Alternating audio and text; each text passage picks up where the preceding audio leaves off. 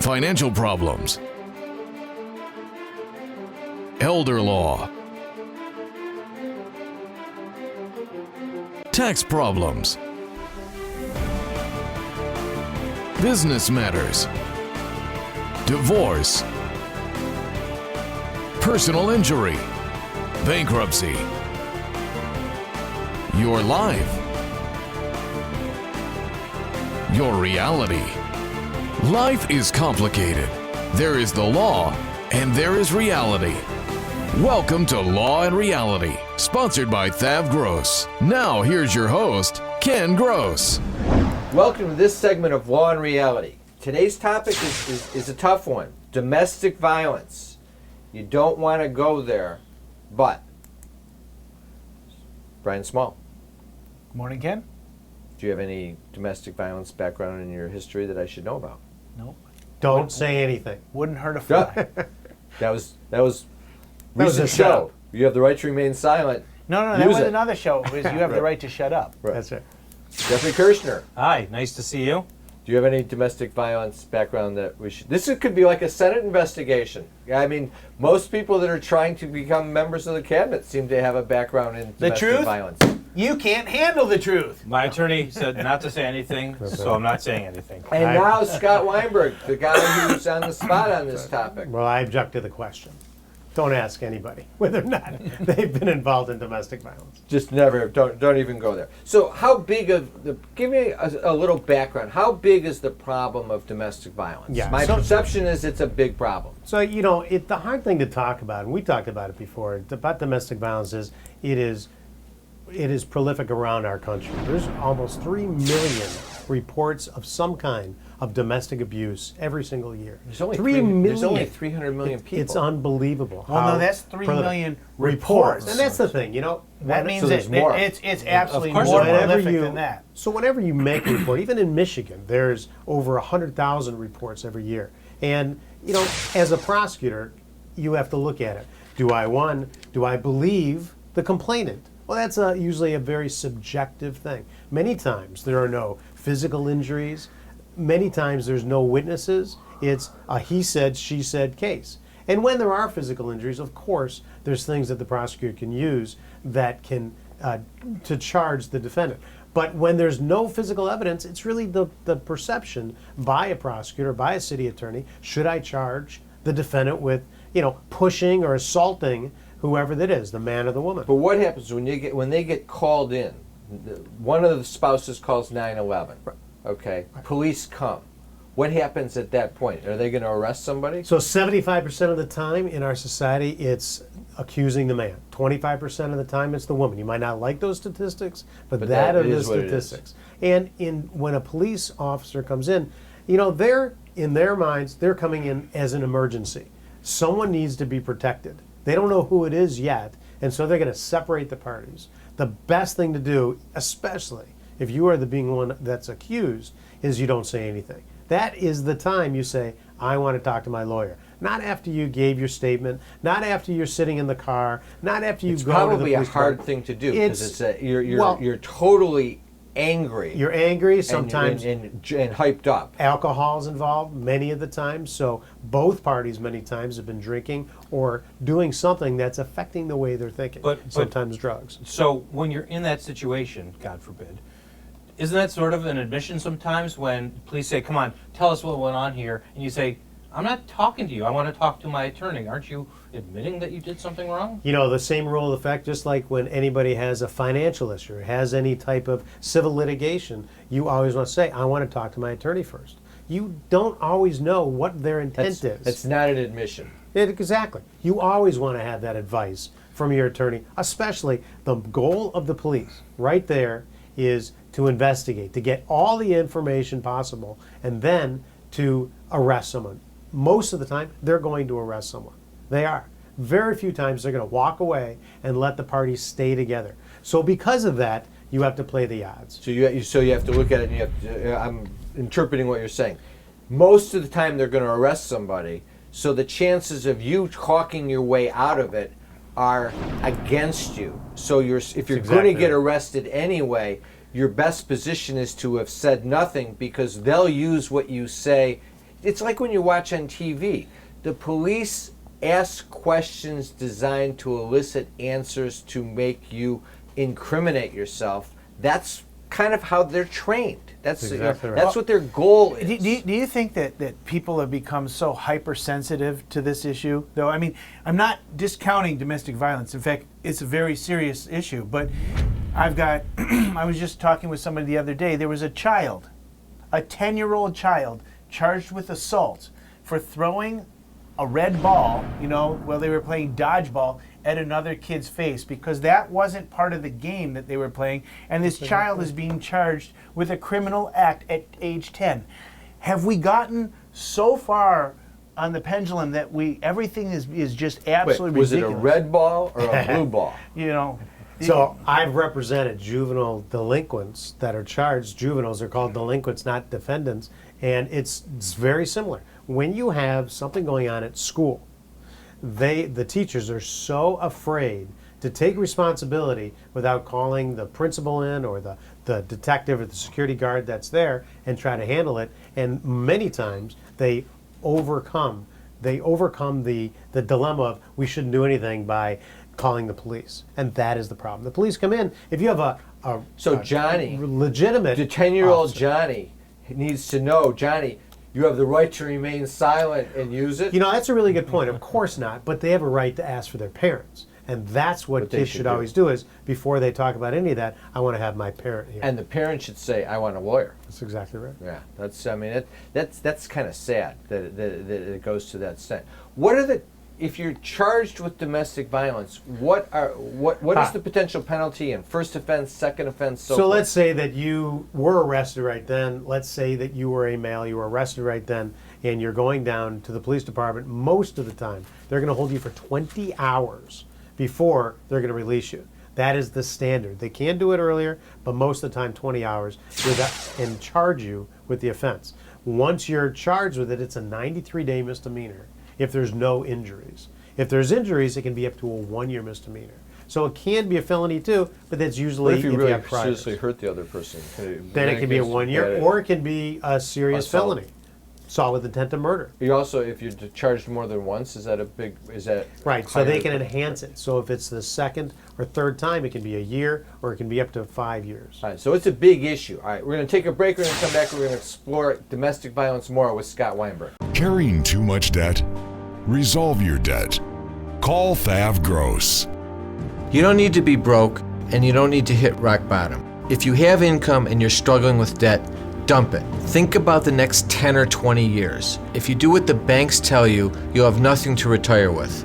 There is a solution. Don't waste your future. Call THAV GROSS. We're experts at eliminating credit card debt. 888-235-HELP. That's 888-235-HELP. I love you too. Bye-bye. That was Jerry. Emma just said her first word. Oh, Jerry says hello and they'll be over soon. who's Jerry? Is he a friend of yours? No. This Jerry. Our Jerry. And this is his wife and their little girl.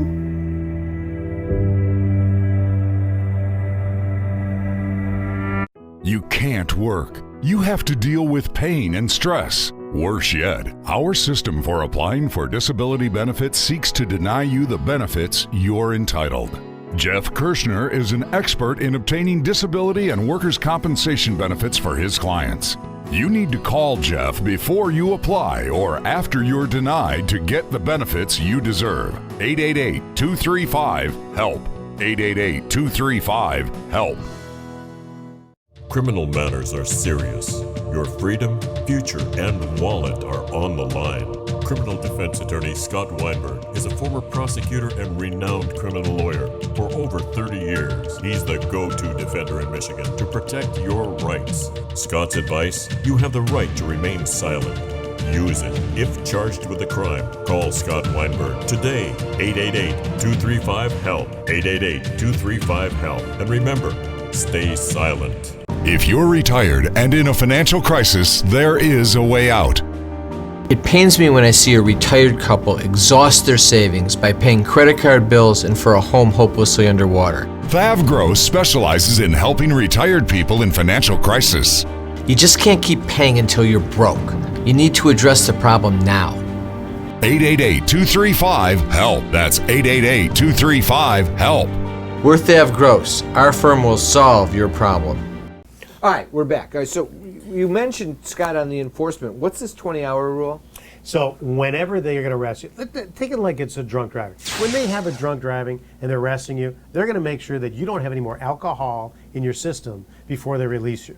On domestic violence, the theory, the policy is you want the parties to calm down. And so they came up with this idea, 20 hours is enough for them to calm down and then charge you. So they're not going to charge you within that amount of time, they're going to release you. If they charge you, they're still going to release you, but now on bond.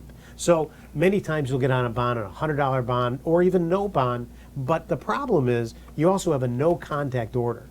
And we were talking about a recent case where I had a client, they got arrested, the husband got arrested, he actually went to jail for those 20 hours. While he was in jail, the woman, the victim in the case, went to the bank. Alleged victim. Alleged, took the credit card, put money on the credit card, took everything in the bank account while he's in jail for 20 hours and wiped out the bank account. Now the difference is, though, she was on the bank account, so she didn't do anything illegal. So she had the access to the Exactly. money. Right. And part of the issues are when you have someone charged with domestic violence, it's usually the couple that are together that have many times no other problems before that, or if they've had problems, they haven't had a family law attorney, they haven't had anybody, they haven't been in counseling yet. So as a defense attorney, many times what we want to do is we want to make sure that both are okay. One has to go home, one can't go home. So the bond condition is you can't have contact with their spouse. Well, many times these spouses want to get back together. They want to have contact. So when they're released, one of the things to do is call an attorney, and we can try to help at least facilitate this bond condition where you can have some kind of contact, or you can actually deal with the issues. If you're going to get a divorce or something, get to the right counsel. And that's real important too. Tough situation. So you get convicted. Are there any kind of deferral statutes? Is this going to end up becoming... You got to get rid of the case. You got to get it resolved. You don't want to create a record against yourself. Because what's the biggest thing that happens when you go try to get a job? They run your record now. So anybody, and we talked about that in other shows, any employer now is going to run your driving record and they're going to run your criminal record, your CCH. So if you have a domestic violence on your criminal record, you're done. It's so hard to get a job now anyways, let alone when you got that. So they came up with these deferral statutes that mandatorily will make you go to counseling, that'll make you go to anger management, that will allow you to earn the right to keep that conviction off your record. The difference is you only allowed it once. So for the habitual offender that's doing it all the time, he's not eligible to be able to have that deferral. It's called 769.4A. And the important part about it is everybody has to agree. The prosecutor has to agree, and the complainant, the victim, has to agree too. So if you get a complainant who doesn't agree, you're not eligible for it. Question. I'm going back to my early days of marriage. And I remember getting angry and kicking a hole in the door. Not any violence at my wife. Well, that could be violent with your wife. But I was angry, and it was a husband-wife fight, young married couple, and I smashed a hole in the door with my foot. If she would have called 911 in today's environment, would I be arrested for domestic violence? For injuring the door? So you're allowed to damage your own property. So you're not going to be charged with malicious destruction of property. It's more the context of what happened. So you're arguing, both of you together, you're screaming at each other, there might be threats with each other. You're not committing domestic violence because you break some other piece of your property. But let's say you take a cup and you throw it at her, or you threaten her with it. You know, we can have domestic violence that is claimed to be domestic violence in our houses, but many times it's how you describe it to the police. So if you describe it to the police as the complainant in a case, that he didn't touch me, he didn't threaten me, but he was really mad and he kicked the door, they're probably not going to charge you with domestic violence. If they claim that you were trying to kick her and you missed her and you hit the door, believe me, you're going to be going to jail. Well, what if the victim in this case, man or woman, is so afraid of the violence. They're afraid of not kicking the door, but being kicked themselves. That their partner, or whoever it is just so enraged and so out of control that they are fearful for their health or safety. They should move out. Well, they should, but that can be domestic violence where you put someone in fear of an immediate battery, right? That's assault. Many times what happens is if they do split up the parties and no one's charged, they'll counsel them to file a personal protection order so that that person has to be removed from the house. And you can do that just by going down to the county courthouse down to and, the prosecutor's and filling it out. Right. Yeah. All right, let's do a case study. I'm going to introduce the parties, then we'll take a break and develop it. Jerry and Nancy, married, 3 children. Their marriage is stressed due to financial issues. They're buried in credit card debt. They're behind on the house payment, foreclosures on the horizon. Jerry blames Nancy's spending. He's constantly screaming at Nancy about her spending and blaming her for the financial difficulties and the credit card debt. Nancy blames Jerry's commitment to sports, his buddies, and he doesn't work hard enough. If you weren't playing baseball all the time and doing fantasy football and you got your butt off the couch and you went and got a better job, we wouldn't have these financial problems. This is the back and forth between these two constantly. A fight erupts.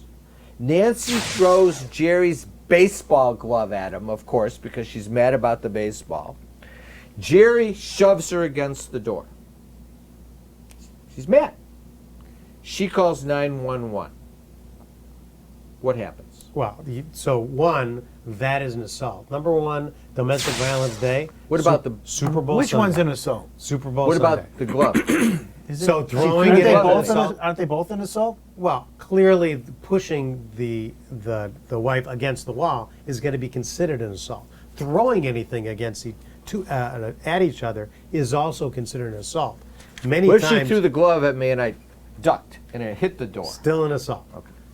It's putting someone in fear of immediate battery, right? If you go up to someone, you pretend you're going to hit them, that's still an assault. Take a break and we're going to play it through as to what happens with Nancy and Jerry. We'll be back after the break. Tax problems are major problems. Don't let the IRS levy your wages and seize your assets. There is a solution. We're THAV GROSS. Our firm will solve your problem. If you're behind on your taxes and owe money to the IRS, call THAV GROSS. We've been solving tax problems for 32 years. We stop wage levies, resolve unfiled returns, and obtain the best possible settlements. Call THAV GROSS today, 888-235-HELP. A lifetime of hard work. If you don't have the right plan in place, you can lose your home, your savings, and more. And you didn't come this far to lose everything. Samasco Law wants you to know that laws are changing. Today, the average cost of nursing home care is $85,000 a year. With proper planning, we can help protect your life savings and get you the medicated nursing home benefits you deserve. How much can you afford to lose? Call Samasco Law today. Time for announcements. I want to remind our viewers to listen to us to Law and Reality Live on the Praise Network, Tuesdays 10 o'clock a.m. and Saturdays 7 o'clock a.m., and on KISS 105.9, Sundays 7 o'clock a.m. Be sure and sign up for our monthly contest. Free $100 Visa gift card, Law and Reality hat, and a copy of my Dump Your Debt book.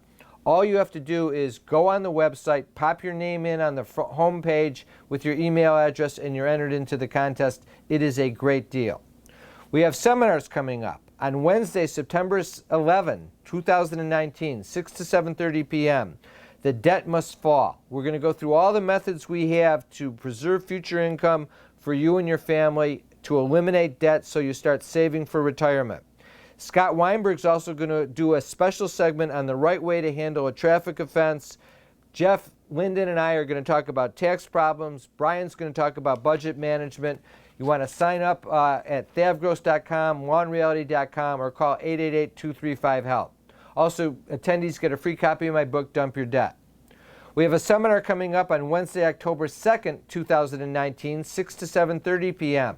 This is a new seminar. It is called a Business Symposium addressing tax and debt issues. So we're going to focus on business debt and tax issues as opposed to just personal debt and tax issues.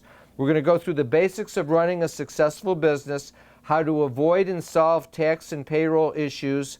What if you fall into one of those crazy, what I call gangster loans that are being offered where you're paying enormous interest rates? How do you get out from under those loans?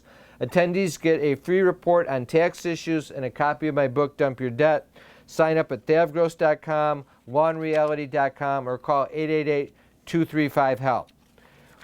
Always remember, you can always come into THAV GROSS for a free consultation. When you come in, you can go out of the website, click a request for a consult, or you can call 888-235-HELP, and we will then schedule your consult for you. You've got debt issues with Brian, tax issues with Jeff Linden and myself, estate planning issues with Brian or Jeff Linden, business issues with myself, elder law issues with Pat Samasco, disability issues with Jeff Kirshner, criminal law issues with Scott Weinberg. Just go to the website, request a free consult, and we're happy to have you in. Free consults are not meet and greets. We analyze the problem, figure out the solution, and then go from there. Also, go to the website for free reports. Brand new report, Resolving Tax Problems, the Real Solutions, written by myself, How to Save Your Home from Foreclosure, Business Formation, Loans and Grants for Small Businesses in Michigan, and the Retiree's Guide to Social Security from Pat Samasco. I want to thank our sponsors, THAV GROSS, Samasco Law, Michigan Criminal Lawyers, Jeff Kirshner Law. Now back to our show. Is the debt piling up? Struggling to get by? It's all about preserving future income. Bankruptcy is one option. When it's right, it's the least costly, most effective way to save your home, eliminate a second mortgage, and wipe out credit card debt. But you need to address the problem now. We help people with bankruptcy. Call the experts. We're THAV GROSS. Our firm will solve your problem. 888-235-HELP. That's 888-235-HELP. Criminal matters are serious. Your freedom, future, and wallet are on the line. Criminal defense attorney Scott Weinberg is a former prosecutor and renowned criminal lawyer. For over 30 years, he's the go-to defender in Michigan to protect your rights. Scott's advice: you have the right to remain silent. Use it. If charged with a crime, call Scott Weinberg today. 888-235-HELP. 888-235-HELP. And remember, stay silent. Carrying too much debt? Resolve your debt. Call THAV GROSS. You don't need to be broke, and you don't need to hit rock bottom. If you have income and you're struggling with debt, dump it. Think about the next 10 or 20 years. If you do what the banks tell you, you'll have nothing to retire with. There is a solution. Don't waste your future. Call THAV GROSS. We're experts at eliminating credit card debt. 888-235-HELP. That's 888-235-HELP. All right, we're back. I want to pick up where she called 911.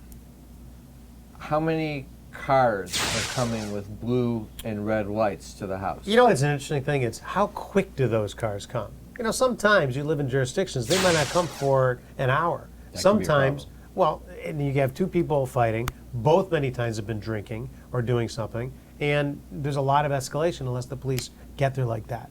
You get a good police force, they're going to get there within 5 to 10 minutes. They're going to get there.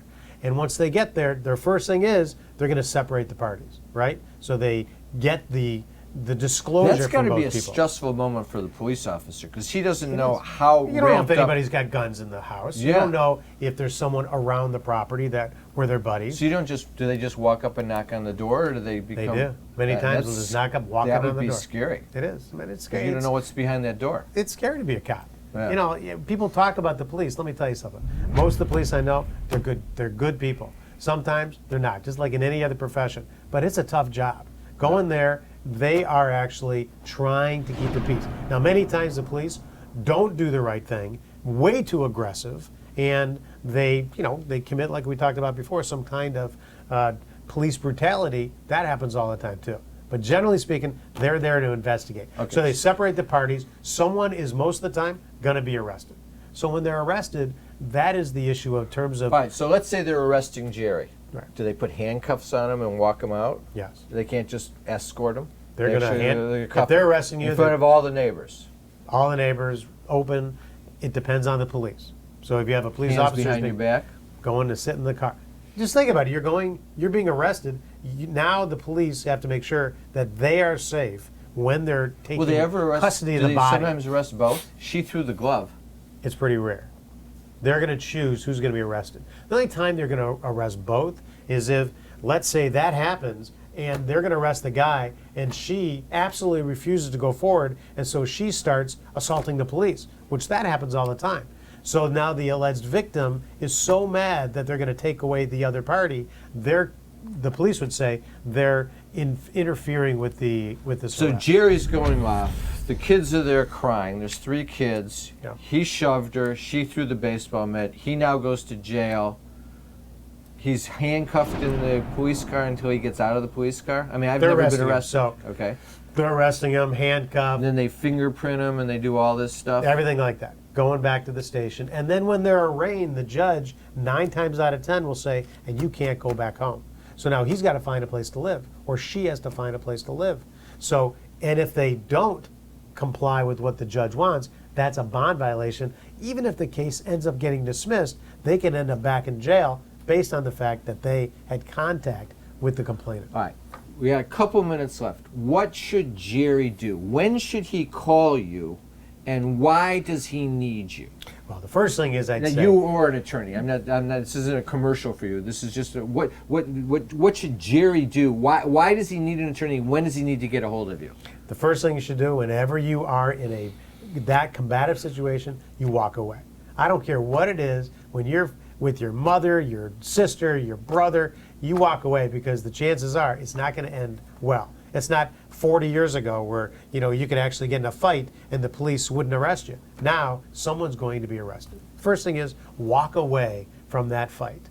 If you don't walk away and now you're arrested, you cannot talk to the police. You're not going to talk your way out of it. You're going to be arrested. They're going to use everything you say against you. You want to call the police, call the lawyer either from the scene or back at the station. Once you're released, absolutely do not try to have contact with the complainant. Call an attorney first so you can get all your rights protected. And because you want to get to that, if you're going to have to plead, you're going to want to get to that deferral statute, obviously. If you want to plead, but you might or be you want to defend it. Exactly. It might be a made-up case. All right, so summary, number one, if the mitt gets thrown at you, turn around and walk away. Turn around and walk away. Do not shove the door. Do not kick the door, going back to me 30 years ago or 35 years ago. You got to walk away and de-escalate. If it doesn't happen and you get into that mode, you need to get a lawyer and you got to keep your mouth shut. Exactly. It's a tough, tough situation. It is so easy. You don't want it to happen, but it's so. Think about how it could happen to anyone if you let it get out of hand. Have a great week. We'll be back next week with Law and Reality.